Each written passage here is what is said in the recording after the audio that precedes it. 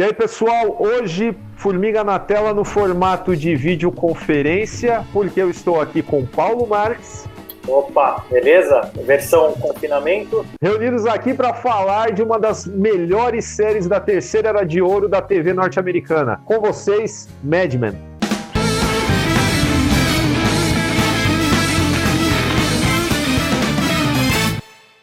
Bom, Mad Men teve 7 temporadas de 2007 a 2015. Não é exagero falar que a série ela foi um divisor de águas para o canal AMC. É um divisor de águas também nas carreiras do Jon Hamm e da Elizabeth Moss. Não tem como a gente deixar de falar isso. Mas é assim, é um absoluto gol de placa na carreira do Matthew Weiner, que é o criador da série, que é egresso de outro puta sucesso, assim, da terceira era de ouro da TV americana, que é o Sopranos, né, que nós, inclusive, já fizemos um programinha aí, vamos colocar um card aí em cima para você acessá-lo. Sobre o que é Mad Men, né? É até difícil a gente chamar as pessoas que não conhecem essa série para estimular, né, mais pessoas a verem essa série, né? Porque é uma série sobre o mundo da publicidade, ambientada no comecinho ali da década de 1960. Falando assim, parece um negócio muitíssimo chato, né? Mas ele não só é um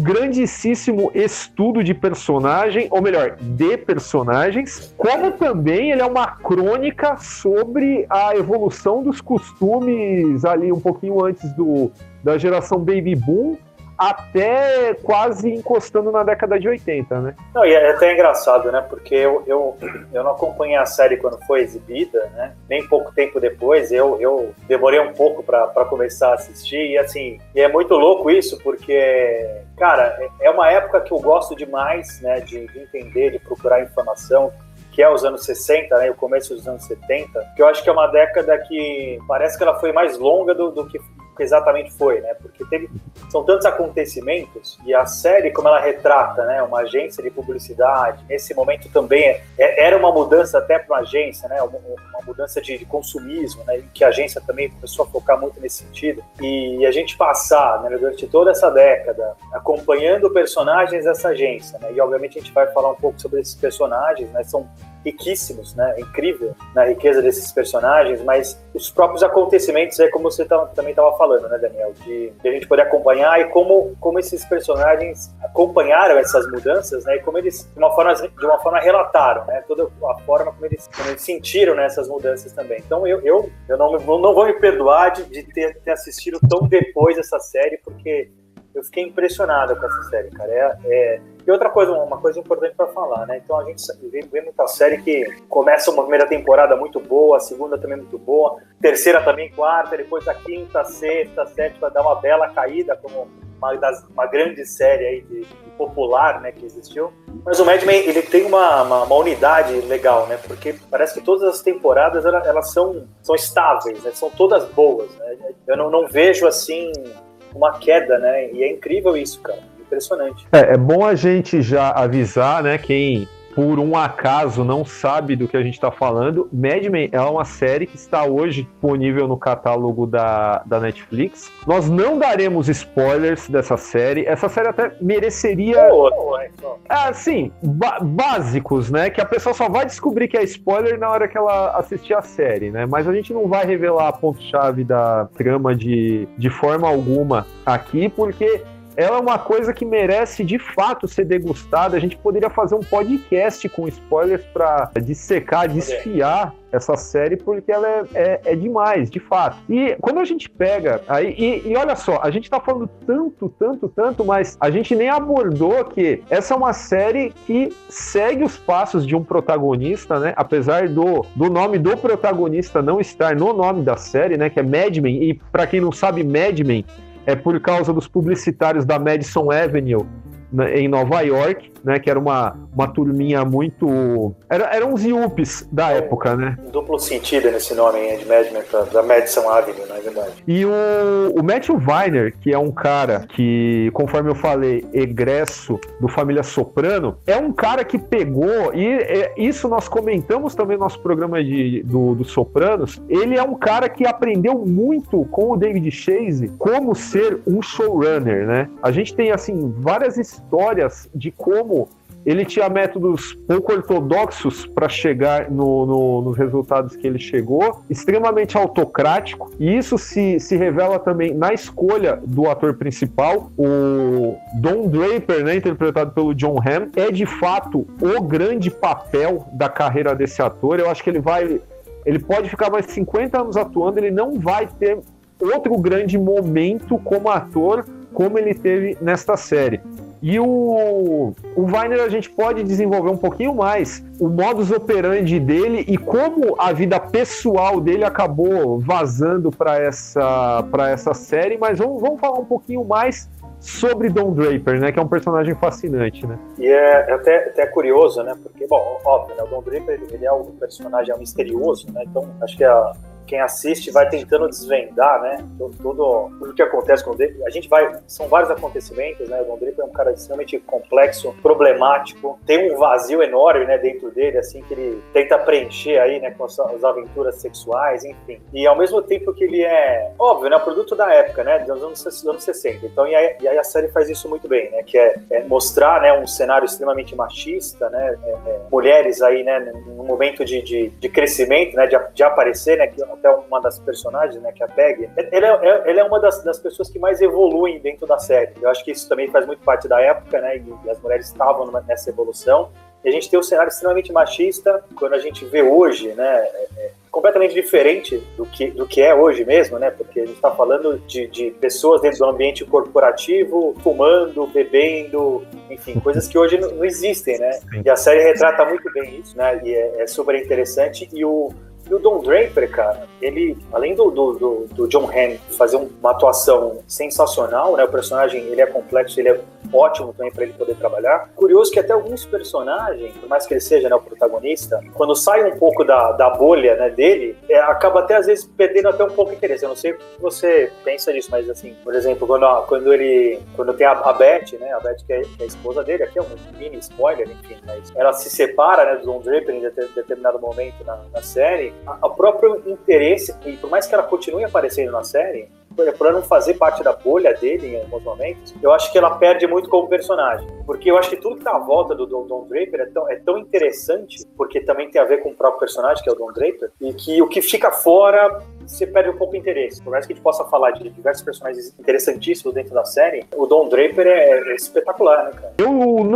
Sinceramente, eu não senti essa quebra aí conforme personagens que se afastam dele e seus arcos acabam ficando menos interessantes. Na verdade, pra mim, essa série, ela teve uma cadência, assim, que foi perfeita. Eu acompanhei, assim... fui assistir depois também, né? Não tão depois quanto o senhor, né? Eu fiquei anos pedindo para que vocês assistissem essa série, né? Mas enfim, quando eu estava assistindo essa série, cara, eu fiquei, assim, apaixonado pelo conceito e acompanhei, assim, de uma forma voraz. Embora ela seja uma série que, na minha opinião, não dá pra maratonar, porque ela, assim, ela é psicologicamente e dramaticamente tão densa que ela acaba ficando muito pesada pra você ver 2, 3 episódios numa tacada só. É a minha opinião. O Mad Men, ele não é como Breaking Bad, que trabalha muito bem o gancho, aquele negócio que você tem que esperar. Nossa, o que aconteceu aqui? É aquilo que eu sempre elogio em algumas séries, principalmente as da HBO.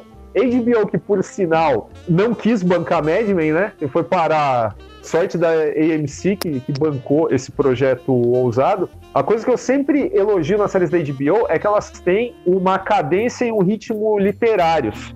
Mad Men, pra mim, é exatamente a mesma coisa. Sobre a trajetória do Don, vamos falar que o piloto, cara... O piloto é uma aula de narrativa, né? Poderia ser mostrado assim como se fosse um média-metragem para qualquer pessoa.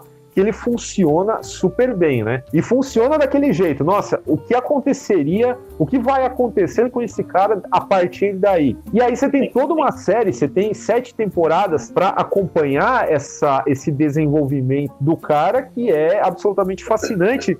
E tem muito a ver, cara, com... Por exemplo, não é que tem muito a ver, eu acho que a série se desenvolve realmente a partir disso. O subtítulo em português que colocaram para essa série, se você jogar no IMDb, é Inventando Verdades. O que eu acho que, de uma certa forma, faz sentido, mas ele mal arranha tudo que há por dentro dessa série.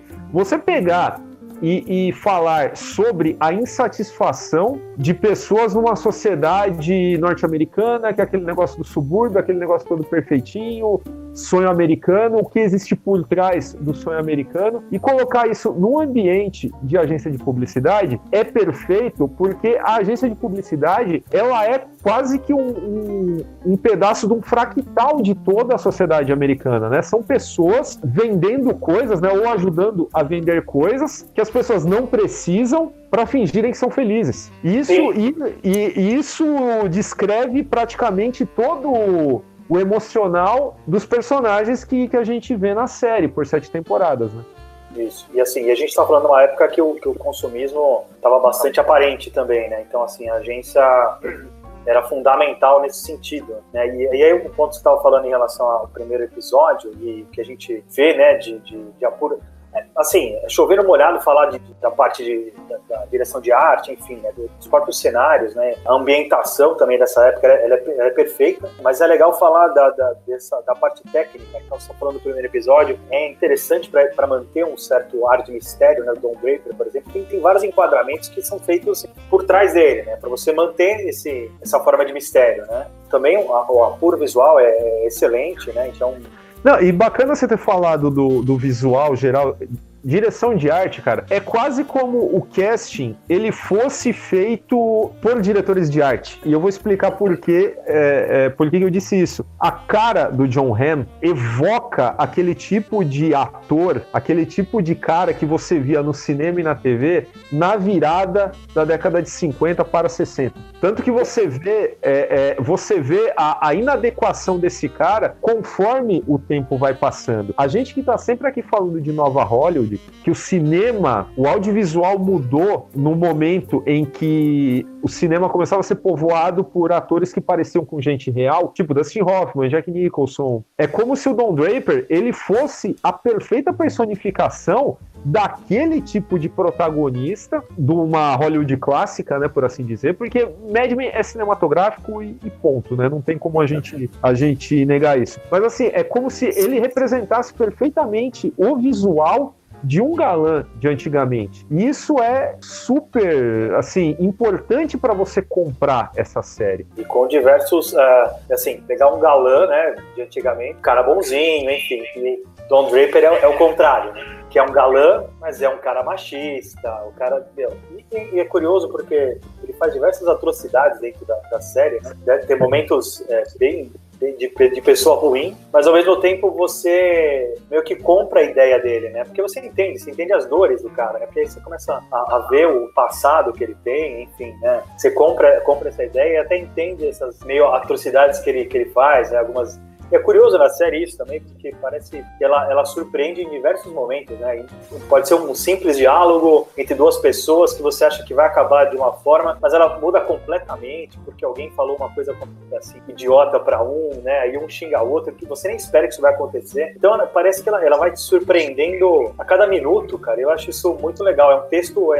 É sensacional, né, cara? As ambiguidades do Dom que você citou é o que faz ele ser um protagonista irmão do Tony Soprano. Não por acaso, o livro do Brett Martin, quem quiser ler, Homens Difíceis, que, assim, tem um capítulo todo dedicado a Mad Men, porque os Homens Difíceis, eles não são apenas os protagonistas da terceira era de ouro da televisão, como o Walter White, Tony Soprano, os caras do The Wire também, que é uma série fantástica e tal, mas são também esses showrunners que trouxeram uma sensibilidade única para os seriados de TV dessa época. E assim, o mais bacana é que a gente não vai aprofundar isso, porque isso seria dar um mega spoiler e acabar com a experiência de algumas pessoas no meio da série, mas conforme é característico da época, a gente vê as pessoas, e nós falamos aqui de tentar disfarçar infelicidades e tal, muitas dessas infelicidades que tem a ver com traumas de infância, né? E com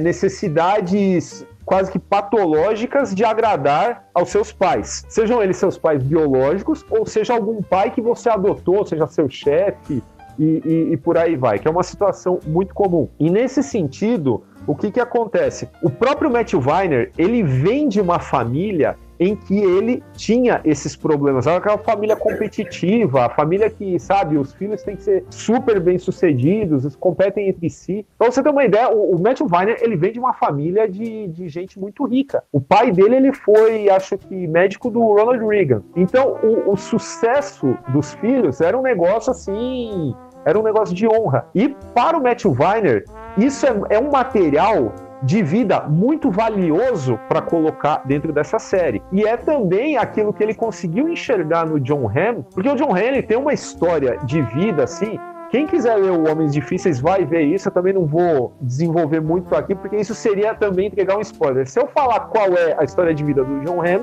também estaria dando um spoiler. Então, leiam Homens Difíceis, tá? Isso tá muito bem explicado, é muito bacana, até as idas e vindas desses roteiros, ou melhor, do roteiro do piloto, a ideia do Mad Men ficou muito tempo até entrar em produção, é fruto realmente de vivências reais dessas pessoas. E é por isso que a série se tornou o fenômeno que se tornou, né? Realmente, o Don Draper é um personagem parte, assim, é incrível, né, a construção desse personagem, e a gente acompanha nessas 7 temporadas não vou dizer evolução, né, não sei se é evolução, mas assim, toda a complexidade desse personagem, mas é legal a gente também falar, né, da atenção que existe para os outros personagens, né? Então, eu falei até um pouco antes em relação a Peggy, né, que é uma personagem extremamente forte dentro da série. Acho que ela aparece acho que em todos os episódios. E assim, a gente vê a evolução dela, que tem muito a ver com a época, né, mesmo, em relação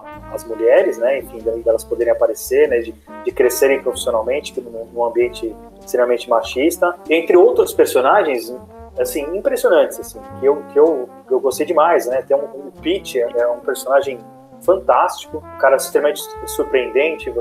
Ele é antiético em diversos momentos, assim, mas ao mesmo tempo você acaba torcendo para ele de alguma forma. E um que eu acho, tirando o Don Draper, talvez o que eu acho mais legal, mais interessante é o Roger, né? Roger Sterling, cara. Eu acho ele sensacional, porque todo momento, acho que todo o texto dele, né, todos os diálogos são recheados de sarcasmo, né, de ironia, e assim, eu particularmente gosto bastante disso, e são sempre inteligentes, cara. Eu me diverti bastante com o Roger Sterling, cara. Eu acho ele fantástico, um dos principais, obviamente, personagens da série. Não, e aí, só pra comentar também, cara, eu passei uma fase bastante musical, né, inclusive procura de livros, né, musicais. Então tenho esse livro aqui que eu tô lendo agora, que é o sobre Beatles, de 1966, tem muito a ver com a série, porque tem um dos episódios, um dos finais do episódio, acho que se não me engano na quinta temporada, eles usam uma das músicas, porque assim, 1966 é um ano extremamente importante para a música, também por cinema, enfim, para as artes, porque há muita mudança, era um ano muito importante também, e os Beatles, ele foi um ano de uma mudança de chave para eles também, né? Então eles lançaram um álbum, né, que é o álbum Revolver, extremamente importante para a música. Eles mudaram essa chave, né, de ser uma banda pop para uma banda mais experimental, psicodélica. E aí tem sim uma apresentação em uma dos episódios que a Megan, né, que é um momento que ela muda, né, de estilo de vida dela também, para esse momento mais hippie, vamos dizer assim. Ela sai, né, da agência e aí ela vai, né, começar a trabalhar como atriz, enfim, muda completamente um mundo totalmente diferente do Don Draper. E aí ela apresenta essa música dos Beatles, que é uma música, né, experimental, enfim, que é a Tomorrow Never Knows, é sensacional. Disse que não sabia o que estava acontecendo. Comprei o último disco dos Beatles. Começa ouvindo essa. Divirta-se. E para mim é um momento muito marcante, cara, de mudança disso, né? Porque ela mostra isso, ela tá mudando de estilo, mas o Don Draper, ele mantém o estilo dele mais conservador, e ela coloca pra ele ouvir essa música, ele ouve, mas de alguma forma ele não entende muito bem a música, né? Pra ela é uma mudança completa e pra ele nem tanto, né? Então, cara, pra mim esse final do episódio, isso não é spoiler, você vai ver, você vai gostar do mesmo jeito, né?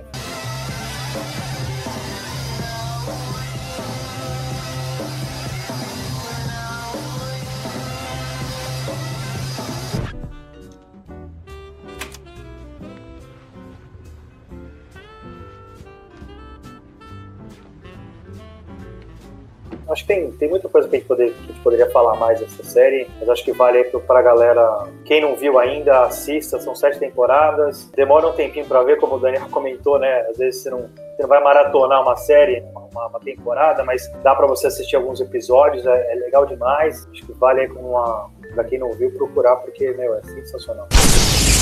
Então é isso, pessoal. Se você gostou aqui desse papo sobre Mad Men, se você já viu a série, se você ainda vai ver a série, deixa um comentário para nós. Não esquece de largar um like aí, se inscrever no canal também.